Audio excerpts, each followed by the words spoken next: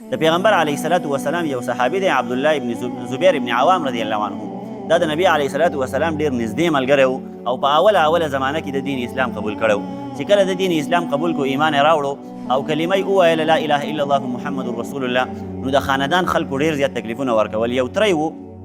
او هغه تری ډېر زیات ظالم سړی و، ده ته به یې قسم تکلیفونه وررسول. خو دی د کلمې نه په شا کېدو نه چې ما دا کومه کلمه ویلې ده باید د دې نه ما څوک اوس وروسته کولی نه شي، ځکه دا یو حق دین ما قبول کړی دی. نو دې تری داسې کار وکړو چې دله یې په دیوال کې غټ میخونه ټک وهل او هغې ته یې راځوړن کړو، په رسو باندې یې وتړو په پړو باندې او دی هغې ته راځوړن کړو او دا خبره یې ورته کوله چې تا دا کومه کلمه ویلې دا کلمه پرېږده، کنې په دې حالت کې به ستا نه روح وځي او مړ به شي، مردار به شي. داسې خبرې به یې ورته کولې.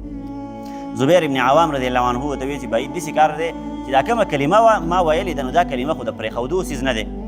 که چېرته دا د پرېښودو څیز وی نو دا به محمد پرېښودلی وی یا هغه پلانکي صحابي به پرېښودلی وی، هغه پلانکي صحابي به پرېښودلی وی، زموږ هغه مخکې ملګری و هغه مسلمان شوی دی هغه به پرېښودلی وی. چونکې دا د پرېښودلو کلمه نه ده نو دې کلمې پرېښودلو ته زه تیار نه یم. خو دغه تری ډېر زیات ظالم و. ده بیا خپلو نوکرانو ته حکم وکړو چې هلکه تاسو داسې کار وکئ چې تاسو ګندګي راغونډه کوئ، د انسانانو ګندګي، د انسانانو غټ او دسمات یې راغونډ کوئ، وچ لاړ شئ په ډیرانونو باندې وګرځئ، دغه راغونډ کوئ او راوړئ او دته په دې پوزو کې لوګی کوئ، دغې ته اور ولګوئ او دې پوزو ته یې ورته نږدې ونیسئ او د هغې هغه لوګی به د دې دماغو ته لاړ شي، نو په ده باندې به اثر وشي، دته به تکلیف ورسي، نو دی به د دې کلمې نه او په شا باندې شي، دی به یې دې کلمې نه وروسته شي. دغه تکلیف ورسولی شو، دغه ګندګي راوړه او هغه ته یې په پوزو کې لوګی کړه د دې دپاره چې دی د دین اسلام نه واپس وروسته شي. هغه تکلیف ورسېدو خو هغه د الله جل شانه په ذات باندې قسم خوړلی و چې والذي نفسي بیده، په هغه ذات باندې قسم وي چې د چا په قبضه قدرت کې زما سا ده، دغه کلمې پرېښودلو ته ګورې زه تیار نه یم. اوس دا لا اکراه فی الدین معنی چې کومه ده نو دا په دغه ځای کې صحیح ده چې یو سړی په زوره باندې نشي مسلمان کولی. صحیح شوله که نه؟ نور چې کله یو سړی په دین اسلام کې داخل شو نو بیا اکراه فی الدین دی، بیا پکې لا نشته دی. بیا که یو سړی په دین اسلام باندې عمل نه کوي سزاګانې به وله ورکړي. د دین اسلام احکامات یو سړی نه مني سزاګانې به وله ورکړي. خو هله چې کله اسلامي قانوني اسلامي شریعت په یو ملک کې اسلامي نظامي د اسلامي قانون نفاذ کېږي په یو ملک کې نو په هغه ملک کې بیا سزاګانې ورکړي. خو اسلامي قانون د هغې لپاره بیا خپل حدود نافظ کړي دي، خپل حدونه یې مقرر کړي دي، خپلې سزاګانې یې مقرر کړي دي. نو چې کله یو سړی په دین اسلام کې داخل شو نو بیا به د ځان نه د وچ زبرګ نه جوړی چې هلکه لا اکراه فی الدین. اوس خو په دین اسلام کې زور زبردستي نشته دی، نه چې ته په دین اسلام کې داخل شوې اوس به د دین اسلام هر یو حکم منې. نو دا لا اکراه فی الدین په قرآن مجید کې چې دا کوم آیت راغلی نو دا دغه خبرې متعلق دی چې په چا باندې په زور باندې دین اسلام قبلولی نه شي چې هلکه توره پکې ده شا به دین اسلام قبول کړه کنې نو لاړې نه، نه دغه خبره نشته دی. ښه د پیغمبر علیه الصلاة والسلام یو صحابي دی حضرت خباب رضی الله عنه، دا دی د یو سړي غلام و، غلام د هغه غلام نو هغه به ورته ډېر زیات تکلیفونه دی چې کله مسلمان شو نو ډېر زیات تکلیفونه به یې وررسول، ډېر زیات ناشنا سزاګانې به یې ورکولې. یوه ورځ یې ورسره داسې کار وکړو چې دا یې راونیودو او دغه یې وله راوړه دا کویله نه ده کویله، نو دغه کویله به یې راوړه هغه به یې ورته ګرمه کړله او په ځمکه باندې به یې ورته خوره کړه، په هغې باندې به یې دغسې سملاو او پاسه به ورغوتو په سینه باندې به ورته ولاړو. وایي دا کلمه پرېږده، دا کومه کلمه چې تا ویلې ده د پیغمبر دا کومه کلمه چې دې ویلې دا پرېږده، یعنې په دغه حالت کې به ته مړ شي، په دغه حالت کې به د روح وځي او وایي مردار به شي. داسې ناشنا خبرې به یې کولې. هغو ته دا پته نه وه چې هلکه ده چې دا کوم دولت حاصل کړی دی دا دې کې چې یو سړی مړ شو هغې ته مردارېدل نه وایي، هغې ته شهادت ویلی کېږي. بهرحال دی به په سینه باندې ورته ولاړو او دغه خبرې به یې ورته کولې چې کلمه پرېږده که نه په دغه حالت کې به مړ شي. دا قسم تکلیفونه به یې ورکول. بیا چې به ترې کله کوز شو او داسې به ترې هم نه کوزېدو چې کله به د هغه عبدالله د خباب رضی الله عنه د وجود نه هغه وینې راووتلې، هغه سکاره به په هغې باندې مړه شو، لږ به کمزوري شو، لږ به نرم شو، نو د هغې نه بیا دا سړی کوز شو. خباب رضی الله عنه بیا کله ټیک شو لږ به په هوش کې راغی نو پیغمبر علیه الصلاة والسلام خواله یو ځل راغی. نبی علیه الصلاة والسلام د بیت الله شریف په سایه کې آرام فرماو، آرام یې کوو، خپل څادر یې سر ته ایښودلی و او دو دغه خباب رضی الله عنه راغی. نبی علیه الصلاة والسلام رایوب شو، پوه شو چې څوک را روان دی. چې کله رانږدې شو نو دغه صحابي د پیغمبر علیه الصلاة والسلام پیغمبر علیه الصلاة والسلام ته فرمایي وایي د الله رسوله دا دین اسلام دا خو موږ د الله جل شانو دپاره قبول کړی دی، دا خو موږ د الله جل شانو د رضا لپاره قبول کړی دی. ته زما دا وجود وګوره، لمن یې ورته رشانه واړوله، ته زما دا وجود وګوره په دې کې خو داسې غټ کندې جوړې شوي دي د سکروټو د وجې نه، په دې کې خو د کویلې د وجې نه داسې غټې کندې جوړې شوي دي، زخمونه پکې جوړ شوي دي. دا وګوره دا دین خو موږ د الله جل شانو دپاره قبول کړی دی، دا دین که حق دی نو دا خلک موږ ته تکلیفونه ولې رارسوي. هغه خپله لمن یې ورته واړېله. پیغمبر علیه الصلاة والسلام د هغه زخمونه ولیدل، دا خو ډېر زیات ظلم یې در سره کړی دی، ستا د آقا چې هر څوک دی، ستا د مشر چې هر څوک دی ډېر زیات ظلم یې در سره کړی دی. خو ته په دې باندې خفه کېږه مه،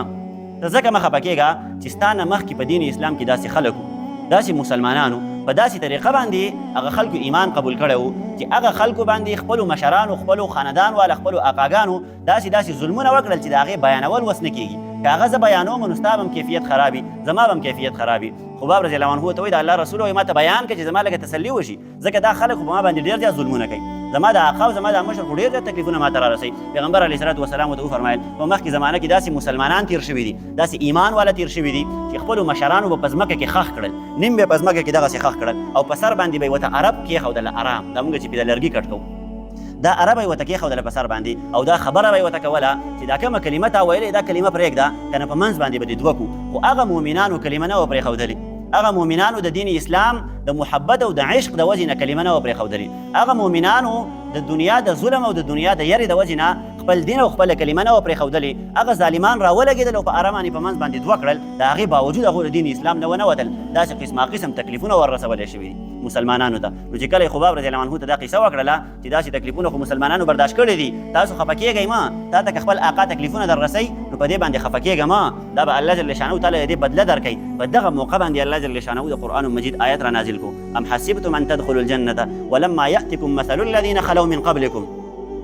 دا خلک دا خیال کوي تاسو دا خیال کوئ چې مونږ به جنت ته داخل شو دا داسې اسانه خبره ده تاسو په ذهن کې دا خبره پرته ده چې په اسانه باندې به جنت ته داخل شو تاسو د هغه خلکو واقعات نه دي کتلي چې کوم په دین اسلام کې مخکې تېر شوي دي په مخکې زمانه کې تېر شوي دي او هغو د دین اسلام دپاره څونه سختې برداشت کړي دي د هغه خلکو حالات که تاسو وکتل او هغه هم واورېدل نو تاسو بیا داسې په اسانه باندې د جنت تمنا او ارزو نه کوئ نو الله جل شانو فرمایل ام حسبتم ان تدخلوا الجنة آیا تاسو دا ګمان کوئ چې تاسو به جنت ته داخل کړی شئ ولما یأتکم مثل الذین خلوا من قبلکم حالانکې تاسو ته د هغه مخکینو خلکو مثالونه نه دي بیان شوي نو نبي علیه الصلات وسلام ته چې کله دا آیت د الله جل شانو طرف نه راورسېدو نو دغه خپل صحابي ته دغه آیت بیان کو او بیا یې ورته دغه مخکینو مسلمانانو دغه مخکینو مؤمنانو هغه قصې بیان کړې چې هلکه مخکې په خلکو باندې ډېر ظلمونه شوي دي ډېر تکلیفونه یې برداشت کړي دي خو ګوره د دغه دین نه په شا باندې شوي نه دي دغه کلمه هغو پرېښودلې نه ده نو ګوره ما او تا ته په دې کې ډېر زیات عبرت دی او ډېر زیات سبق دی ما او تا خو به تاسو ووایي چې ډېر زیات په اسانه باندې دین اسلام میلاو شوی دی ډېر زیات په اسانه باندې راغلی دی بس جومات ته راشه په تیاره باندې هلته 5 منټه مانځله ورکړه مونځ وکړه بس مسلمان یم په اسانه باندې کلمه ووایه مسلمان یم په اسانه باندې دین اسلام بعضې احکامات منه بعضې مه منه مسلمان یم په ځان باندې د مسلمان حکم لګولی دی په ځان باندې د مسلمان نوم لګولی دی د مؤمن نوم لګولی دی خو اصل کې د مسلمانۍ او د مؤمن چې کوم شان دی هغه په ما او تا کې نشته دی د مسلمانۍ دپاره د دین اسلام دپاره او د کلمې دپاره او د ایمان دپاره چې کوم تکلیفونه برداشت کول پکار وخو ما او تا نه دي برداشت کړي مونږ نن سبا د دین څه لږ شانته خدمت کوو ډېره په کمه درجه کې کوو ډېره په لږه درجه کې کوو هغه خلکو چې کوم خدمت د دین کړی و زمونږ دا هغو ته له کومه حساب نه ده چې یاره مونږ د هغو په مقابله کې د هغو د دین اسلام خدمت وکړو صحیح شوه لکن ډېر لږ خدمت مونږ د دین اسلام کوو که په هغې کې چېرته لږ شانته تکلیف راورسېږي هلکه نه یې کومه مثال په طور باندې یو سړی چېرته په مدرسه کې مدرس دی په مدرسه کې درس کوي ماشومانو ته طالبانو ته کتابونه پړوي د دین اسلام قرآن مجید ورته بیانوي او د پیغمبر علیه الصلات وسلام احادیث ورته بیانوي نو که چېرته په مدرسه کې څه لږ شانته مشکلات راشي د مدرسې طرف نه لږه تنخوا بنده شي د مدرسې طرف نه روټۍ په وخت باندې نه میلاویږي نو بیا دغه مدرس دغه ملا صاحب چې دی وایي چې ما علم حاصل کړی دی او پګړی یې په سر باندې ایښودلې ده پټکی په سر باندې تاو کړی دی دی وایي هلکه زه ورته تیار نه یم ځکه دلته خو تنخوا نه میلاویږي په وخت باندې یو سړی چېرته په جومات کې امام دی او په تنخوا ورته چېرته په ټایم باندې میلاو نه شوله هلکه زه ستاسو د امامتي نه کومه یا چېرته یو مقتدي راغی او د هغه سره څه لږ لږ بحث وکړو لکه مسله یې ورسره وچېړله عوام خلک خو بس د هغو نه خو به ګیله نه کوې که د عوامو نه دې ګیله شروع کړله او په دې خبره باندې دین اسلام محنت دې پرېښودلو د دین اسلام کار دې پرېښودلو ته خو بیا مسلمان نه یې تا ته خو هغه تکلیف نه دی در رسېدلی په سر باندې خو یې د اره نه دی ایښودلی شوي د داود رضی الله عنه د زکریا علیه الصلات وسلام هغه قصه تاسو اورېدلې وه چې هغه بادشاه ورته په سر باندې اره کېښودو په منځ باندې دوه کړو زما په مقابله کې راغلی هغه تکلیفونه خو ما او تا ته نه دي رارسولی شي د خدای پیغمبران دونه نږدې خلک ملا ګوټی اوس دا اعتراض به کوي چې هلکه زه ملا یم او زما خلکو خبره ونه منو ده ما له چا تنخوا په ټایم باندې رانه کړه ما له ماشومانو فیس رانه وړ په وخت باندې او ما ته چې کوم دی نو د محلې خلک عزت او احترام نه راکوي زما ادب نه کوي زما خبره نه مني په دې خبره باندې به زه د دین اسلام خدمت پرېږدم یا زمونږ تبلیغي حضرات سوال منت درته کوم ګوره یاد وساتئ دین اسلام ډېر زیات د مشقت څیز دی ډېر زیات د تکلیفونو دی په دې معنی چې الله جل شانه دا دونه خطرناکه او دونه عظیم الشانه مرتبه انسان له ورکوي دونه نعمتونه الله جل شانه په جنت کې ورکوي دا خو هسې نه ورکوي ما او تا که د هغې طلبګار یو د هغه جنت طلبګار یو د الله جل شانه د رضا طلبګار یو د پیغمبر علیه الصلات وسلام د شفاعت طلبګار یو بیا به ما او تا برداشت کوو ورې نو یاد وساتئ تاسو ته سوال کومه که د دین اسلام څه قسمه خدمت هم کوو که د دعوت و تبلیغ په شعبه کې کوو که د مدرسې په شعبه کې کوو که د تصوف په شعبه کې کوو که میدان جهاد کې موتا کوو که هر قسمه تکلیفونه راځي زه ورته تیار یم کلمه دې ویلې ده نو څه په اسانه باندې خو نه ده تکلیفونه به راځي د دنیا ګزارونه به راځي غیر خلک به په تا باندې قسمه قسم ګزارونه کوي په تا باندې به قسمه قسم حملې کوي خو دین اسلام به پرېږدې نه ګورې که ته دعوه کې چې زه د پیغمبر امتي یم که ته دعوه دا کې چې زما د پیغمبر علیه الصلاة والسلام سره عشق دی محبت مې دی ورسره که ته دعوه دا کې چې د پیغمبر د صحابو سره د هغه د ازواجو سره د هغه د کور والو سره زما مینه محبت دی د هغو سره مې عشق دی د دین اسلام د وجې نه نو بیا زما او ستا سره دا خبره نه ښایي دا خبره زما او ستا سره مناسبه نه ده چې د دین په لاره کې معمولي تکلیف راورسېدو بس نه یې کومه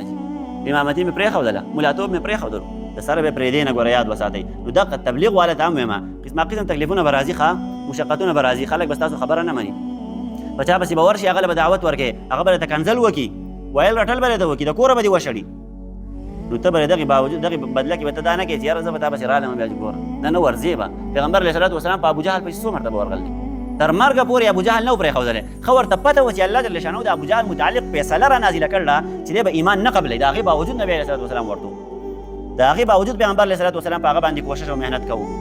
دا څه وجه وه د دې وجې نه چې الله جل شانو دا کم منصب را کړی دی دا کم دین اسلام یې را کړی دا ډېر د اوچتې مرتبې لایق دی ډېر د اوچتې مرتبې خاوند دی د دغې وجې نه که زه اوس چېرته راولګم معمولي غوندې تکلیف راورسېدو د دین اسلام محنت مې پرېښودو نه ځي نه